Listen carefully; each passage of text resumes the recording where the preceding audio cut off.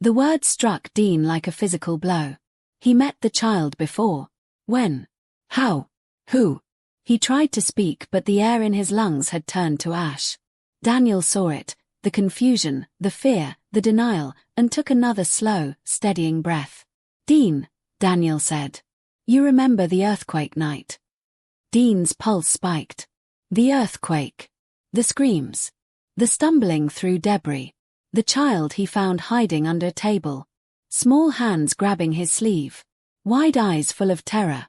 Mork blinked hard. Mean looked from Daniel to Dean, already sensing the impossible. Daniel continued. "You thought the child belonged to one of the workers in the old mill. You carried them out. You stayed with them until help arrived." Dean nodded slowly. Yes, he remembered. A tiny child, barely old enough to speak. Covered in dust. But alive. Dean whispered. "That little girl." Mork's breath stopped midway. Mean clutched her shawl. Daniel's voice dropped to a whisper.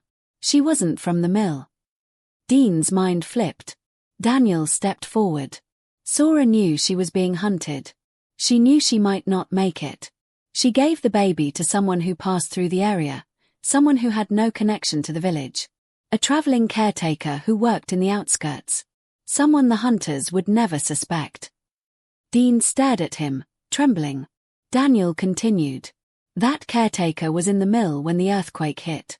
And when she died in the collapse." Dean's throat tightened. The child lived. The corridor felt colder. Mean covered her lips, trembling uncontrollably.